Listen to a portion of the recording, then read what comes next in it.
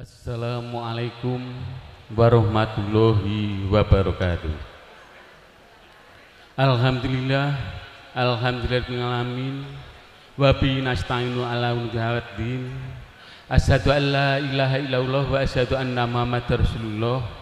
Allahumma sholli ala Muhammad wa ala sayyidina Muhammad amma ba'du. Kepareng matur dumateng sesepuh pinisepuh ingkang sanget bekten. Pornggah kakung sono putri ingkang kedosi lan utaminipun rombongan keluarga ageng menyanipun Bapak sadali sekalian ugi ingkang kadosi. Keparenga kamesna atur wonten ngarsipun sami awit kawula minangkan pambut keluarga ageng penyanipun Bapak Haji Jumaro. Amun sakniki matur menggah nanggapi atur pangandikan saking keluarga ageng penyanipun Bapak sadali sekalian ingkang lumantar penyanipun Bapak Sudarmanto langen muji monggo para gadhah kadharaken muji syukur alhamdulillahirabbil alamin wonten ngasal-dram Allah ing sampun paring pinten-pinten kanikmatan dumateng kawula sami katitik wekdal punika kulan sami taksih saged pamanunggal silaturahmi wonten ing wisma panika kanthi wilujeng boten wonten alangan setunggal menapa. Pornggah kakung sono putri ingkang kados ing sepindah ing mriki lumantar kawula bilih penyanipun Bapak Haji Jumaro ngangembali ngaturaken wilujeng rawuh dumateng keluarga ageng penyanipun Bapak sadali sekalian ingkang sampun kasuwun sekeca angin sami lenggahan ngantos sak cekaping pawiwahan prasaja ing enjang punika.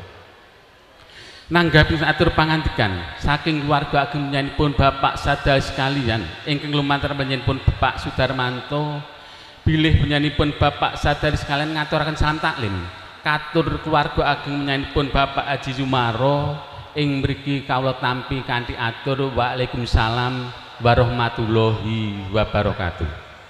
Mugi-mugi kawijengan saha karayon tansah tumandu keluarga ageng penyanipun Bapak Haji Jumaro kalian keluarga ageng penyanipun Bapak sadali sekalian.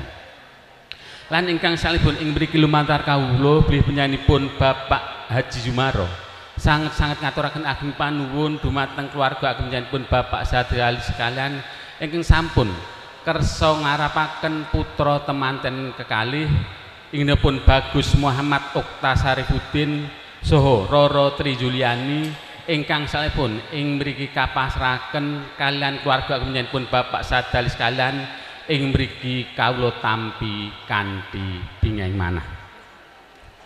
Para rawuh kakung sono putri ingkang katresi salajengipun keluarga penyanipun Bapak sadali sekalian ngaturaken angsal-angsal ing mriki sedaya angsal-angsal saking keluarga penyanipun Bapak sadali sekalian ugi kawula tampi kanthi bingeng manah lan ingkang saipun mangkih badhe kawula aturaken dumateng keluarga ageng penyanipun Bapak Haji Jumaro.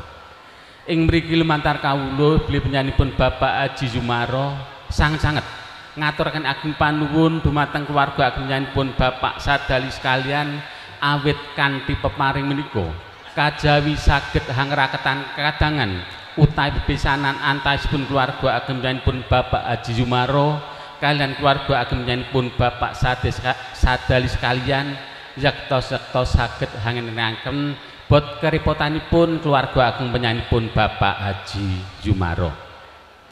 Lan kang salajengipun mbok bilih pawiwahan prasaja ing enjang menika mangke sampun kacekap mbok bilih keluarga ageng penyanipun Bapak sadaya sekalian ngersakaken mengser utawi kundur saking wisma panangkih kunduripun nderekaken sugeng mugi-mugi mangkih tansah manggih wilujeng boten wonten alangan setunggal punapa.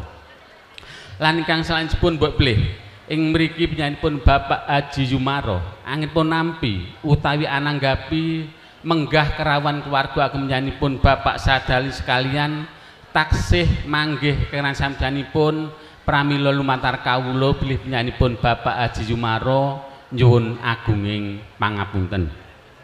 Kula kinten sekap semanten anglem matur hamakili keluarga ageng penyanipun Bapak Haji Jumaro mbok bilih kawula pribadi anu matur ugi taksih manggih samdanipun pramila kawula pribadi nyuwun agunging pangapunten. Akhirul kalam, wassalamualaikum warahmatullahi wabarakatuh.